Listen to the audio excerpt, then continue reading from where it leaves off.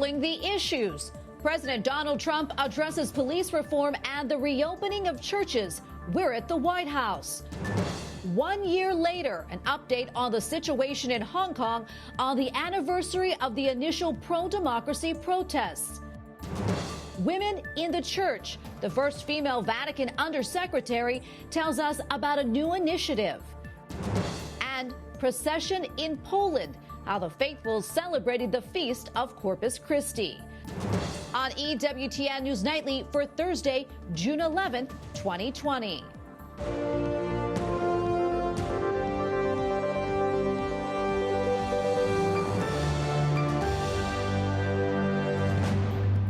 Good evening, and thanks for joining us tonight. I'm Tracy Sable. Tonight, after weeks of nationwide protests, some violent and destructive, President Donald Trump is working to heal a nation that is reeling. While he has supporters, he also has plenty of critics. In the middle of it all, can a nation being pulled in different directions reunite? White House correspondent Owen Jensen has more on that. Owen? Tracy, President Trump went to a church in Dallas, Texas today, meeting with faith leaders and law enforcement to try to figure out a path forward. As President Trump left for Texas to visit with faith leaders, around the White House, more signs of things returning to normal after weeks of protests, fences coming down, and tourists and visitors arriving. Still, the nation a long way to go. Front and center, reform and revitalization, ending racism and racial disparities. And so we do need some things to happen on the police reform side, which will connect with the great things you've already done historically with criminal justice reform. And we know that you're the president to get it done. And just recently, the president deemed places of worship essential. I think he gave a lot of courage to the faith community to reopen, to do so safely. And look, here we are, I think 4 weeks later, and we haven't been hearing about, rampant outbreaks in places of worship. The First Amendment's a beautiful thing. People have a right to go to church or mosque or synagogue. The president also tweeted, "So honored by Archbishop Vigano's incredible letter to me. I hope everyone, religious or not, reads it." The Archbishop, who controversially called for Pope Francis to resign, writing in part, "For the first time, the United States has in you a president who courageously defends the right to life." Donald Trump is exactly who I thought he was, and that's a racist. But critics of the president quick to pounce. The president opposes renaming military bases named after Confederates from the Civil War. This country is a great country, and people are starting to recognize and come together and heal these wounds. And this guy in the White House is just unable to comprehend the moment. Finally tonight, General Mark Milley says it was a mistake to go across the street to St. John's Episcopal Church earlier this month with President Trump, where the president held up the Bible, you'll recall. The general basically said that's mixing military with domestic politics, and he says that gives the wrong perception. Tracy? White House correspondent Owen Jensen reporting for us tonight. Thank you, Owen. Also of note, another faith leader is thanking President Donald Trump for his executive order last week on advancing international religious freedom. In a letter to President Trump, Syriac Patriarch Ignatius Yusuf III, Unit of Antioch, writes in part, "I firmly hope that effective humanitarian programs, as announced in the executive order, will ensure the survival of my community, as well as all Christian minorities, in order to stay rooted in their ancestral homeland." And you can read more about reaction to the president's executive order from church leaders in the Middle East and Nigeria at the National Catholic Register at ncregister.com. Lawmakers continue to debate legislation for police reform after the death of George Floyd and after being criticized as symbols of racism. Calls are growing for Confederate statues to be removed from Capitol Hill. Capitol Hill correspondent Eric Rosales reports. Eric? Well, Tracy, for years, African-American lawmakers have denounced the presence of statues honoring generals and others of the Confederacy. They are right here in the Capitol. Now, states do have the ability to determine which figure that they want to have here in the Capitol, but lawmakers were asked today if you could remove them, would you? I think it's overdue.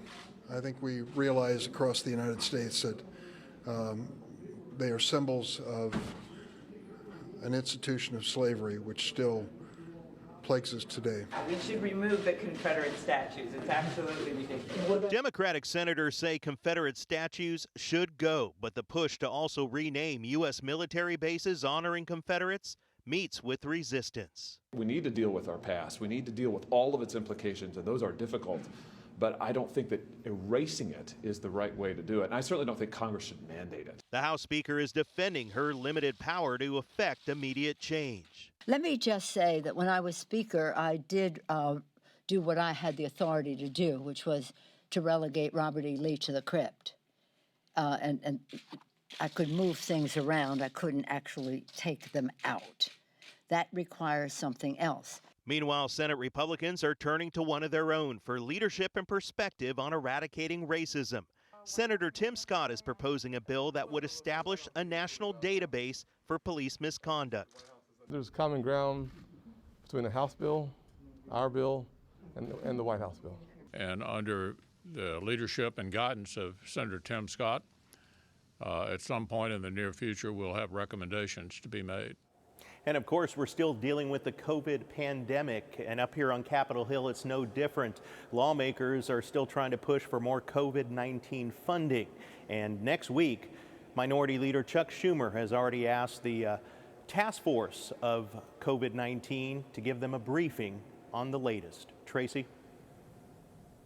Okay, thank you, Eric. Correspondent Eric Rosales reporting from Capitol Hill tonight. Protesters deface and tear down statues of Christopher Columbus in Boston, Minneapolis, and in Richmond. And Confederate statues were also removed overnight. This one in Richmond was of Confederate President Jefferson Davis. Richmond police were on the scene. 80 miles away in Portsmouth, Virginia, protesters also pulled down 4 Confederate monuments.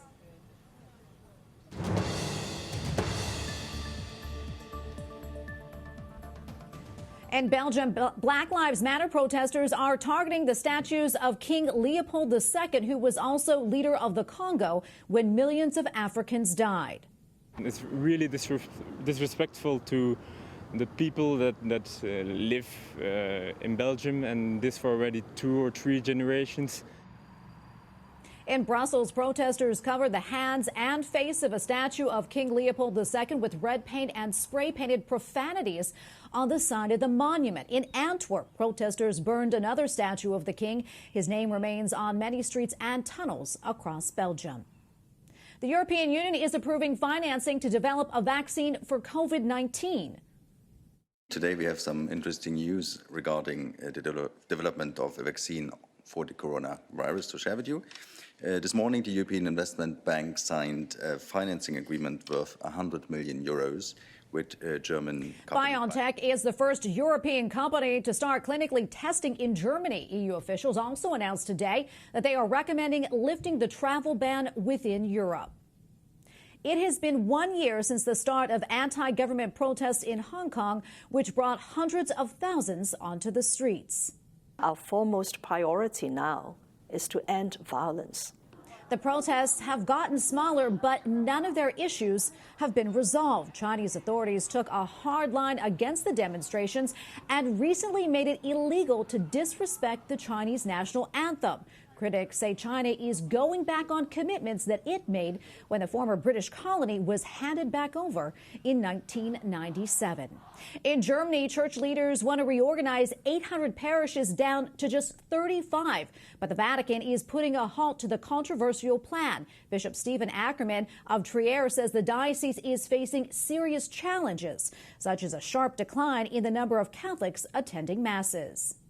Catholic bishops in Italy are worried about a proposed law against what is being termed homo-transphobic crimes. The bishops claim changes to current law are not needed, and they are raising concerns that the laws would infringe on free speech rights of anyone who opposes same-sex marriage. And you can read more about the bishops' opposition to the proposed laws at our sister publication, CatholicNewsAgency.com.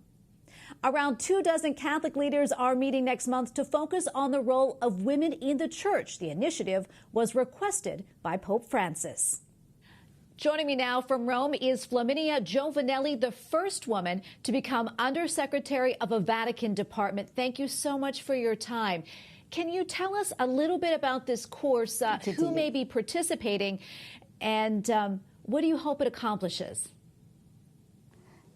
Well, this course will be this time, of course, because of the situation of the pandemic. It will be an online course. So it's a very particular way of giving a course. I will participate as a presenter in this course, which is organized every year in Santiago, in Chile. And this year it will point out the question of women. And so I'm not a specialist in this issue, but they asked me to give a testimony as a person who worked as a woman in the Roman Curia during so many years, 43 years.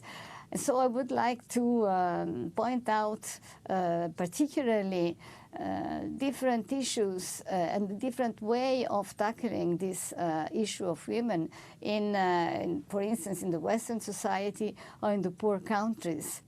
Flaminia, I know that you work for the Vatican for almost 45 years. How do you see the role of women in the future of the Church?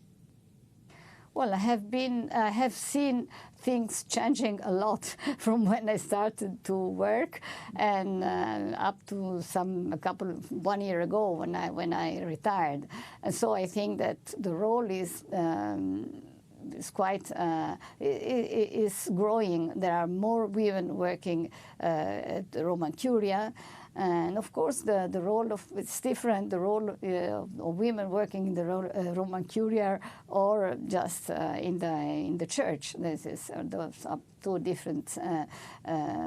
different issues. Anyway, as for the role in the Roman Curia, I think that it is very. I used to say that the investment on married women is a long-term, very good investment, because I could experience it with my young colleagues and mother of families.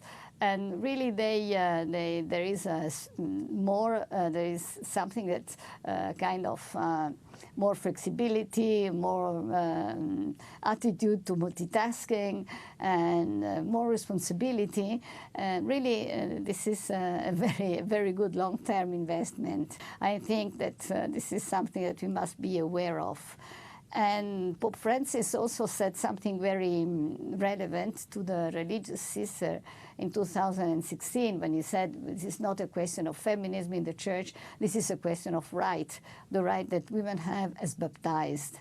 And so I think that those are good bases to build probably the new role of women also in the church and at the service of the Holy See. Well, Flaminia, it was such a pleasure speaking with you. Thank you so much. Flaminia Giovanelli, the first woman in the history of the Vatican to become Undersecretary of a department. Thank you again. Thank you to you. Coming up, an update on the fight against the coronavirus pandemic as the number of cases in the United States exceeds 2 million.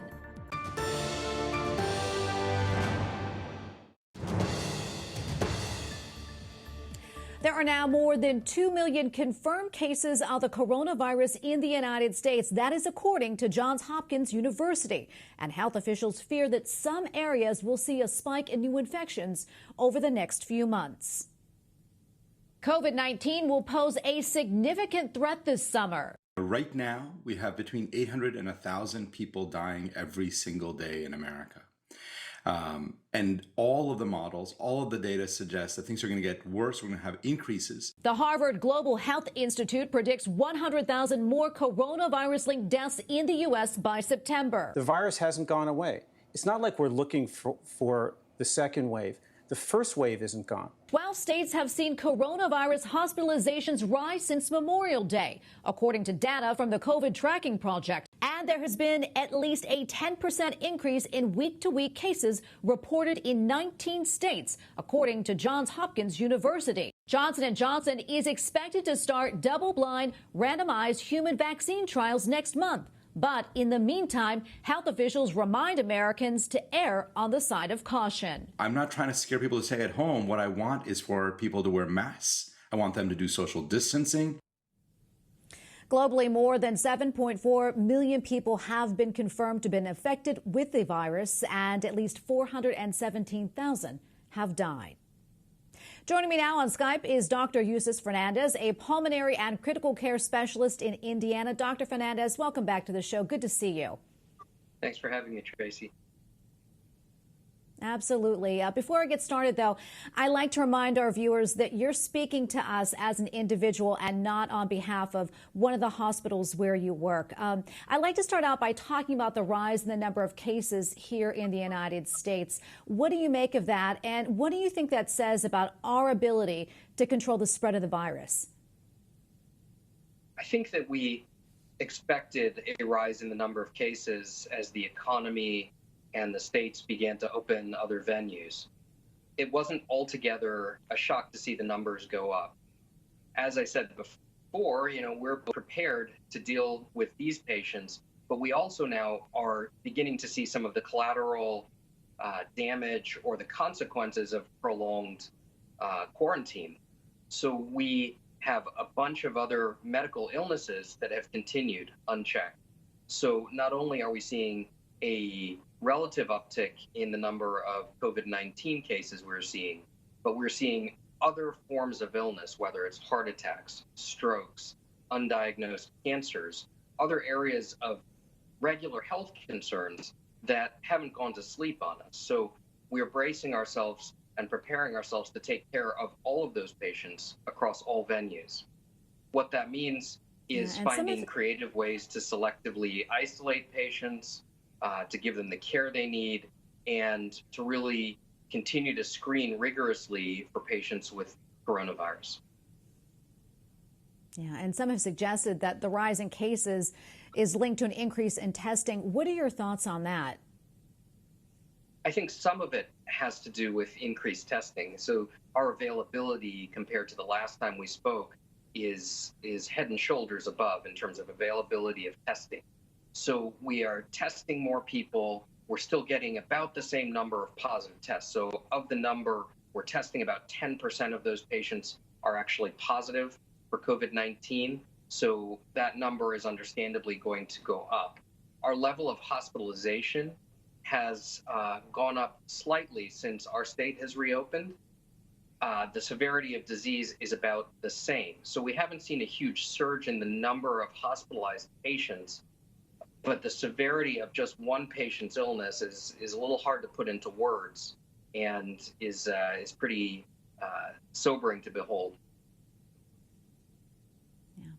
Recently, there's been some talk about the virus becoming less deadly and losing some of its potency as time goes on. What do you know about that? And if that is indeed true, could it be possible that COVID-19 could maybe burn out, so to speak? Well, many people have written about this, and in my world, it remains something that's theoretical. Would it be wonderful if that happened? Absolutely. All of us would like to see COVID-19 die a very quick death. Right now, our main job, I think, is to be vigilant. And it goes back to the basic things we've talked about before, which include good hand hygiene, wearing a mask, practicing reasonable social distancing, and avoiding, as a healthcare worker, avoiding prolonged exposures to patients who have COVID-19 or are under suspicion for having COVID-19. So it's really kind of common sense things that we're still emphasizing and remaining hypervigilant about.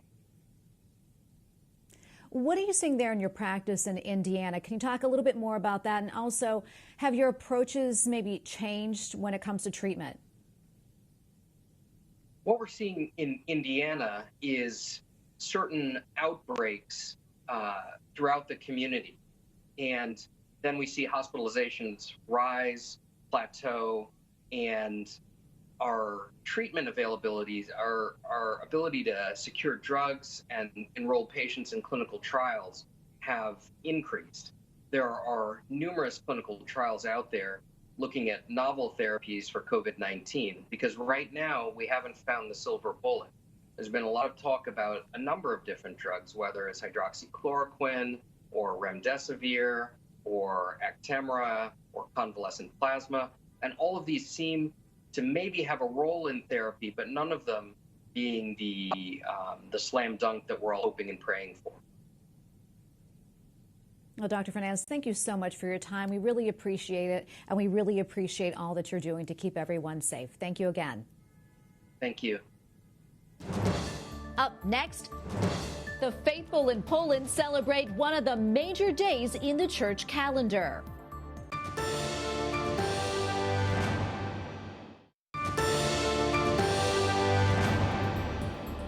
More than 1.5 million Americans filed for new claims for unemployment benefits last week, but there are signs that things could be turning around. The new figures from the U.S. Labor Department mark the 10th straight weekly decline of Americans seeking jobless benefits since claims peaked at the end of March due to the coronavirus pandemic. Joining me now on Skype with his analysis is Jay Richards, research assistant professor at the Bush School of Business at the Catholic University of America. Jay, welcome back to the show. So good to see you. You too, Tracy. Thanks so much. Well, the numbers are still historically high, but it does look like people are returning to the workforce. Can we talk a little bit more about that? Absolutely. I mean, it depends on your perspective. I mean, the reality is there have been 40 million people have filed first-time jobless claims since the beginning of the pandemic, but that's not a net total of people that are still out of work. There are a lot of people that have returned either to full-time work or what's looking like here in the last few weeks, some people returning part-time. And so it's a little bit difficult to say exactly what the numbers of unemployed are, but I do think we've definitely passed the worst of it. I think the market itself suggests that. And these most recent jobless numbers, I think, are definitely a sign for optimism. Yeah, absolutely. I mean, we know that an economic recovery is not going to happen overnight, but there are still tens of millions of Americans that are out of work. What can we expect to see in terms of ongoing support for them, Jay? Well, I suspect that there might be another rescue package like we had a couple of months ago. I mean, this is not a long-term fix. So you can't have millions of people out of work and then have the government essentially borrowing money from the future and paying people and not producing. That's ultimately going to lead to a great deal of inflation. On the other hand, I think that the mood at the moment is that we need to open up. The states that opened up early that were supposedly going to lead to a great increase in cases of COVID-19 hasn't happened. So I think just the sort of early indications are that sometime during the summer here, most of the states will open up. There are already good signs that actually restaurants are opening up. People are making reservations to eat out. So I think really we need a lot more of that, quite frankly. And if we've got it, I think by the fall, as long as we don't panic ourselves into another shutdown, I think we can expect some kind of modest recovery. Yeah, we're still grappling, of course, with the coronavirus. Treasury Secretary Steve Mnuchin said today, quote, that we can't shut down the economy again. What do you think the balance between economic health and public health will be or should be going forward? Well, the balance needs to be based on the data. I mean, initially, this initial shutdown was based on computer models that predicted certain number of deaths, predicted that the virus was going to have a certain kind of deadliness that turned out not to be true. I mean, we essentially prepared for the worst case scenario. We now have a lot more evidence about the effects of the virus. We know that actually what we need to do is quarantine people that are high risk and not lock everyone down. So I'm hoping that enough people will realize that. Yes, the coronavirus is a real thing. It's a bad thing. It can kill people, but it makes absolutely no sense to shut down the entire economy. And so if we get another season of this, like you get with the flu season, I hope we'll have a much more rational response. There'll be voluntary social distancing, and we won't have an utter shutdown of the economy. I think we made a really bad calculation the first time, and I just really hope we don't do it a second time. Yeah, Jay, before I let you go, any final thoughts on this? Absolutely. I mean, I think people ought to educate themselves. Don't worry about the news stories that you hear about states that increase the number of cases. Cases are the result of increased testing. That doesn't mean things are getting worse. Look at the total numbers of people dying, hospitalizations overall, and notice that we're in a positive trend. And honestly, don't let the panic stories panic you. Keep a straight mind about these things. All right, Jay, thank you so much for your time. We always appreciate it. Thanks, Tracy. Our Catholic nuns and priests in Poland's biggest cities are celebrating the Feast of Corpus Christi today. In Krakow, most people wore masks, but not everyone. The festival celebrates the presence of Jesus' body and blood in the Eucharist. In Warsaw, a scaled-back procession marched through the streets of the Old Town. Corpus Christi is typically celebrated on the Thursday following Trinity Sunday, but churches in the United States celebrate the feast this coming Sunday. We thank you for watching tonight. For the entire EWTN News Nightly team, I'm Tracy Sable. We're back tomorrow with more news from a Catholic perspective. Good night and God bless.